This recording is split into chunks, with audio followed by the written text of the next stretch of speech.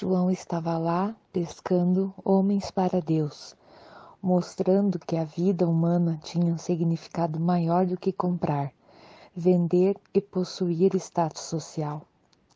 Todos se admiravam com a sua sabedoria e com a dos demais amigos. Jerusalém virou uma festa. Mas os homens no sinédrio não toleraram o movimento e as turbulências começaram. Perseguições e prisões começaram a ocorrer. As reuniões foram dizimizadas. Alguns morreram. João recebeu um duro golpe. Tiago, seu irmão, foi martirizado. Mas João não desistiu. Os espinhos não conseguiram sufocar o seu amor pelo Mestre dos Mestres. Ele entendeu que os melhores tesouros se escondiam nos lugares mais inóspitos. Vivenciou as palavras de Jesus e se converteu num grande caçador de pérolas. Vendeu tudo o que tinha para conquistar a maior delas. O tempo passou e as tribulações afastaram João de Jerusalém.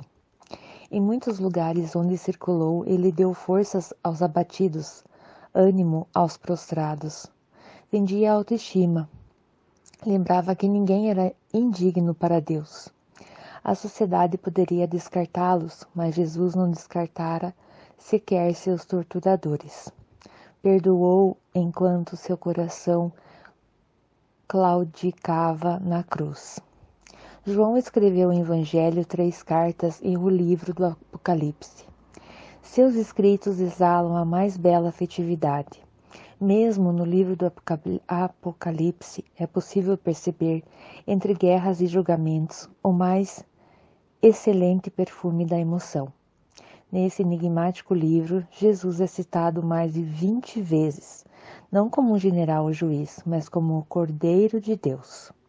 João nunca esqueceu das 6 dramáticas horas da crucificação. Jesus cometera um sacrifício de amor pela humanidade. O simbolismo do Cordeiro revela uma brandura inesquecível. João terminou o livro do Apocalipse falando sobre o trono de Deus e o Cordeiro. Desse trono não saía condenação, crítica, denúncia de problemas, mas um rio brilhante como cristal, o rio da água da vida. Um rio que sacia a emoção humana, tranquiliza os pensamentos, irriga com sabedoria e inteligência e torna os seres humanos felizes e serenos. João estava idoso quando resolveu escrever os textos que hoje temos em mãos. Devia sentir o peso da idade e as perseguições que sofrera. Era de se esperar que sua memória estivesse cansada, que tivesse perdido os detalhes dos primeiros anos da caminhada com Jesus, pois já se havia passado cerca de meio século da morte do Mestre. Mas, para nossa surpresa, João descreveu no seu Evangelho um Jesus vivo, fascinante, detalhista, vibrante, cujo falar produzia encantamento.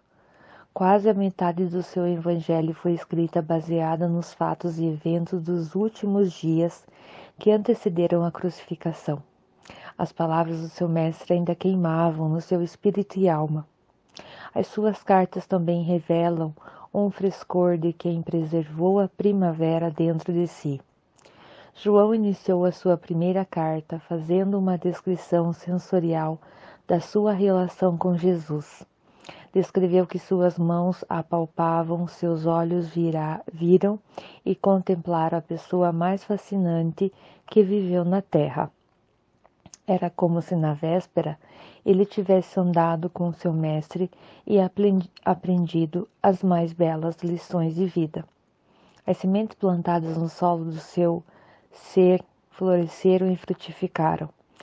Por ser um homem que enfrentara muitas batalhas, João podia querer descansar, mas discorrer sobre o mestre da vida ainda despertava sua paixão. O motivo pelo qual escrevia, segundo o próprio João, era o que os seus leitores tivessem uma alegria completa. João capítulo 17, versículo 13. A versão de João dos seus leitores era estreita e sem barreiras. Ele os chamou carinhosamente de filhinhos. Seu tratamento afetivo indica uma pessoa que tinha prazer de viver, apesar dos percalços da vida. Na juventude, ele era radical e impulsivo, agora emanava amor e compreensão. João discursou contra o sistema social chamado por ele de mundo. Falou que esse sistema controla os pensamentos e as emoções das pessoas, escravizando-as, gerando soberba, orgulho e comportamento fútil. Era necessário viver dentro do mundo, mas ser livres por dentro. João encorajou os cristãos a romperem as amarras do egoísmo irracional e a aprenderem a se doar uns para os outros, como Jesus se doara. Disse que quem fecha os olhos do coração para os que sofrem e passam necessidades não tem o amor de Deus. O amor sobre o qual discorreu não era teórico. Era um amor que não impunha condições nem esperava retorno, mas que se entregava espontaneamente. Para João, quem não ama não conhece Deus. Uma pessoa pode ter cultura teológica e aparente espiritualidade, mas se não amar, sua vida é teatral e vazia. Para ele, o verdadeiro amor rompe o cárcere do medo. Que tipo de medo? O medo do amanhã, do desconhecido, de ser criticado, de ser incompreendido, de empobrecer, de contrair doenças, de morrer, de ser punido por Deus. O medo rouba a tranquilidade, enquanto o verdadeiro amor apazigua e produz paz. João foi um homem que conheceu a paz interior. Um ser humano sem paz pode ganhar o mundo inteiro, mas permanece inconquistável dentro de si mesmo, atormentado no íntimo do seu ser. Ele termina sua última carta pedindo que seus leitores saúdem os amigos nome por nome. O sucesso não invadiu sua cabeça. Para ele, a história que existe atrás do nome de cada pessoa é mais importante do que os aplausos das multidões. João viveu as pegadas de Jesus, que mesmo assediado pelas multidões, gastava tempo com as pessoas mais simples. Décadas antes, o jovem João deixara os barcos e as redes para seguir um vendedor de sonhos, sem imaginar que aquele homem fosse um excelente escultor de emoção. No começo parecia impossível transformar-se em discípulo, pois seu individualismo, agressividade e intolerância estavam muito cristalizados, mas o escultor da emoção começou a trabalhar lenta e consistentemente. O resultado? João se transformou num poeta do amor. Capítulo 10. Paulo, a mais fantástica reedição das matrizes da personalidade. A face sombria da personalidade de Paulo. Subtítulo: Paulo foi o maior perseguidor dos cristãos, mas quando se tornou um seguidor de Jesus Cristo, foi o discípulo que pagou o preço mais alto para divulgá-lo. A liderança judaica o odiava. Quando ele estava prestes a matá-lo, ele foi protegido pelos romanos e aprisionado. Os judeus apresentaram queixas contra ele a Félix, o governador da Judéia. Acusaram-no de promover revoltas entre os judeus esparsos em todo o mundo. Era o principal agitador da seita dos nazarenos. Atos dos Apóstolos, capítulo 24, versículo 5. Querendo assegurar o apoio dos judeus, Félix manteve Paulo encarcerado. 2 anos se passaram até Félix ser substituído pelo governador Festo. Logo que Festo subiu de Cesareia para Jerusalém, os judeus, ainda enfurecidos, novamente apresentaram queixa contra Paulo, que não deixara de trabalhar na prisão. Precisavam contê-lo para que o nome de Jesus fosse apagado da terra. Após as acusações, Paulo se valeu de sua cidadania romana para apelar a César. Atos 25, versículo 11.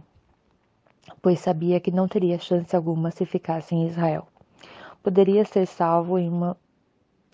alvo de uma emboscada e morrer. Passados alguns dias, o rei Agripa foi visitar e saudar Festo. Como o caso de Paulo tinha grande repercussão popular e era muito delicado, Festo o expôs ao rei. Agripa interessou-se em ouvi-lo. O movimento em torno de Jesus em Nazaré já havia chegado a seus ouvidos, por isso desejava conhecer as ideias do seu ilustre divulgador. A oratória de Paulo era fascinante.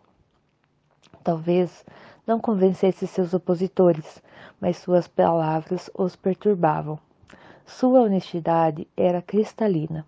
Para defender a causa de Jesus, Paulo fez, perante o rei Agripa, a mais eloquente descrição das características doentias da própria personalidade, antes de se tornar seguidor do Mestre dos Mestres. Atos capítulo 26, versículo 10. Nunca alguém teve tanta coragem de mostrar sua loucura passada para revelar sua sanidade atual.